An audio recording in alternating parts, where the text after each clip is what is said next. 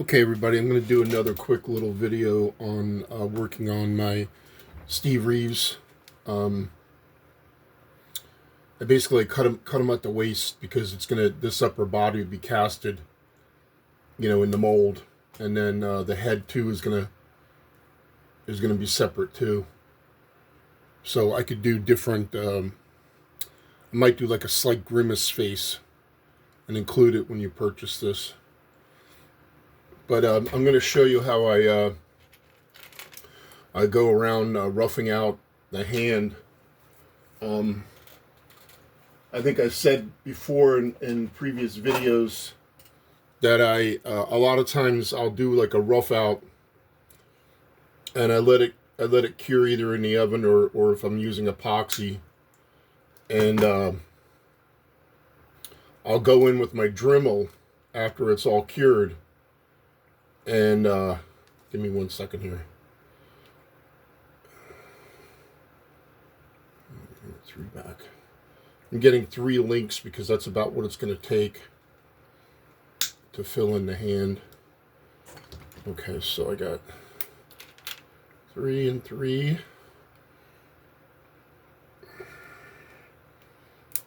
Okay, 3 and 3. Put these away so I don't lose them. Put my wire clippers away. And I like to use, for the minutia, stuff, like the faces and hands and feet, I like to use Magic Sculpt because I like the high-end definition it gives you. Please forgive my hands. I've been working so much, and I did a stain on a sculpture, and it got trapped in a little rough area of my hand from lifting weights. But anyway, I'm taking Magic Sculpt. This is 2 very small little balls, probably about a ½ inch each or something like that. Mixing it together. Usually I would say you have almost 2 hours working time with Magic Sculpt. It might be less, but I never really timed it. But it'll stay kind of mushy for quite a while, where you can kind of go in and doctor it up. Sometimes I'll rough out a hand, and then I'll go back like an hour later because the putty's gotten kind of rigid and stiff, and you can kind of shape it better because it's not so mushy. So that's just something you might want to keep in the back of your mind. But as you see, this hand here is more, let me show you. This hand here is more lined up with the arm, and this one's a little more turned away from the arm. So that's the way I'm going to do it, the way that is. This is a still from the film. I paused it and printed it. Okay, so now mix this putty up. I don't know if you notice there's slight little cracks here and there. These will all be fixed at the end right before I mold this, because I've learned not to fix them as you see them, because you might as well do it right before you mold it, because you never know what else is going to happen where you might have to change something or whatever it is. So I always wait to fix all this stuff afterwards. It's just something I've learned from doing this for years. But I don't wear gloves. I probably should, but I don't. Probably getting liver damage. I don't know. Who knows? I never really researched it. But I've been using Magic Sculpt for probably, I'd say at minimum like 25, maybe 26, 27 years, because I used to use it even the very beginning of my career sculpting, which has been, let's see, probably the first thing I ever did was in 86. So that's nearly 40 years. So, but professionally, I started doing it full time when I was 29. So that would have been 93. And how long ago was that? That's like, what is that, 32 years? Something like that? No, 33. Okay, so now what I'm going to do is I'm going to kind of make like what I call little flippers. Um, Basically, like I put the shape on here. Another thing too, by the way, when you work with Magic Sculpt, it's best to have like a little bit of water nearby.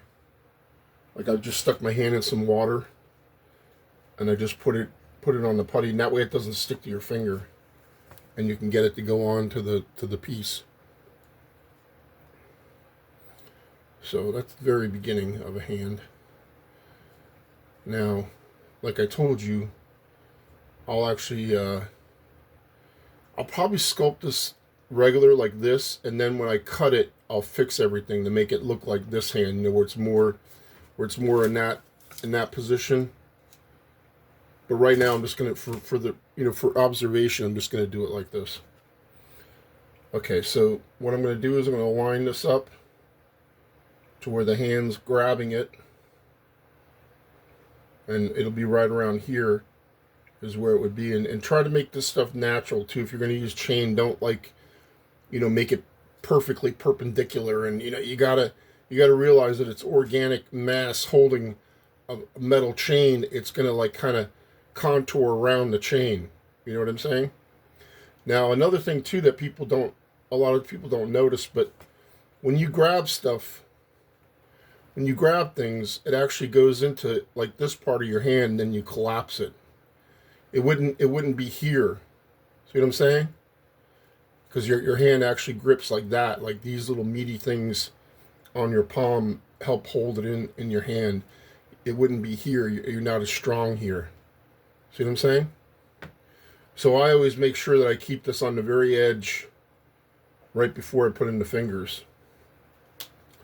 So now, usually what I'll do is I'll do the thumb shape like this.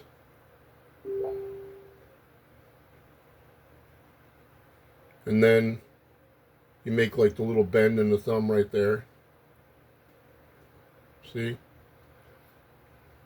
Now that's why I'm telling you, I let this cure, and then I'll go with my Dremel and I'll, round it out and make it look almost like a bone in a way. Not really a bone, but you know, like the basic shape of a finger. Where you have the little humps and stuff.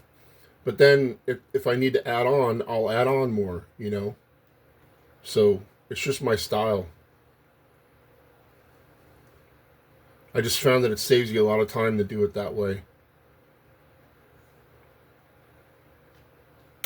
Hands are very important. Like, if you look at like a good example would be like anime, and comic books and animation and stop motion animation and things like that. That they're very expressive. So you have to have that expressive style to the hands. So that would be the first finger. Now this part would be wrapped more like that, see? Now let me do this part.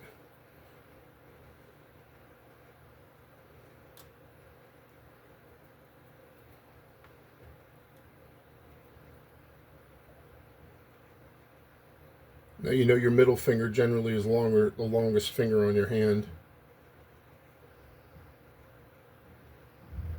But that would be wrapped around here. And then a lot of times this part of the knuckle seems to stick out more. If you look right here, you can even see, for some reason, this part of the finger, when you grab stuff, it has a tendency to have a stepping effect like that.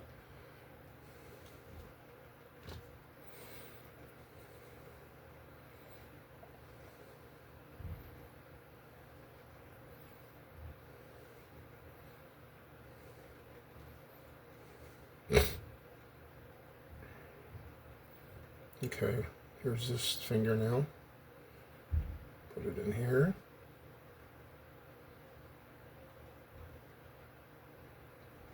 Now if you notice, you see how it's fitting in the hand like this. Now of course this will all get dremeled off. I just keep that there because it gives it something to grab a hold of. And put the thumb back down where it'd be on top of that part of the finger. And then just make your pinky.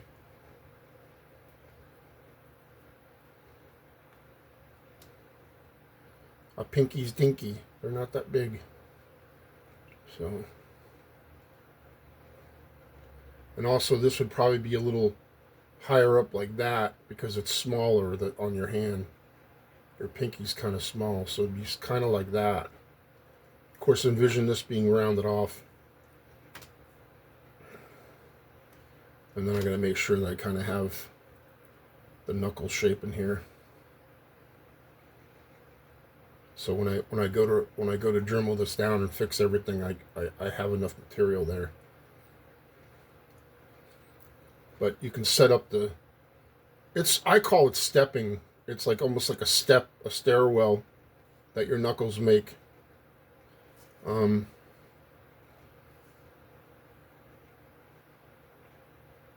Like I said, I'll go in with my Dremel and I'll fix a lot of this stuff when it cures. But you see how it's a little more natural looking. And then put a little bit of meat in here.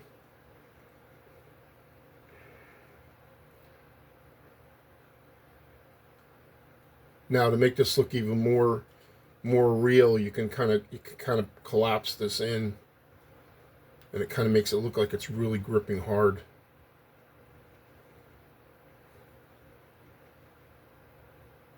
But like I said, I got to go in with the Dremel and fix this all up. I love the shape because it's like an organic, like a teardrop. It gives a very cool look.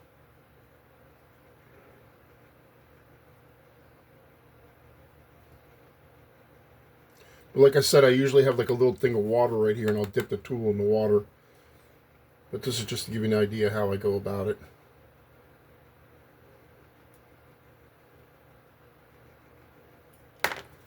This might be a little too high. Maybe a little more like this. You get the gist of it though, right? See? Now, this was just like a little anchor, I call it, like a little anchor back here. So when this dries, I'm going to Dremel this all down and make it like, you know, like the I have big chunky hands, so you know, you make it look more like the top part of your hand. Right now it's just a shape, but you get the general idea. Now, I may not even use this because I'm just making this video to show you how I use epoxy. But I might let it cure because I might be able to use it. So in other words, so now you're at this point, go ahead and let it dry, which could be quite a while actually, like maybe 3 hours. But like I said, sometimes about an hour or so in, I'll go in and I'll kind of reshape stuff again. You know, because the putty's not so mushy. But you get the general idea what I'm talking about with how the knuckles work. They kind of create like a stairwell.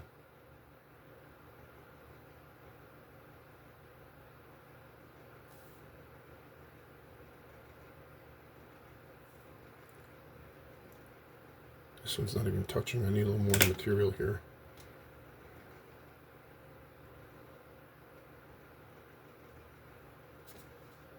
But once again, like I said, I go in with my Dremel and maybe I'll do a video and I'll show you how I do that.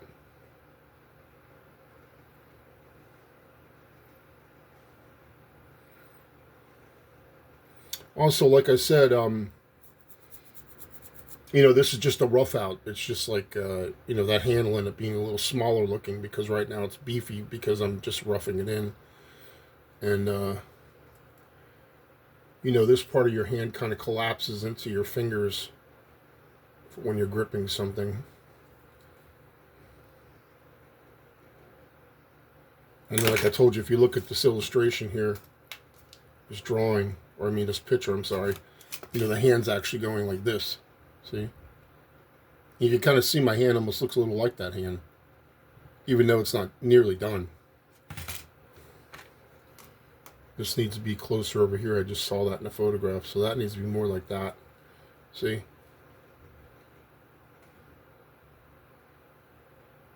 It's close. But then, like I said, you go in and you reshape everything. Like these knuckles will come out a little further, but this is all going to be gone here. All this material will be gone. Anyway, so I hope that helps. I think this is video 9 on Hercules. Take care, everyone.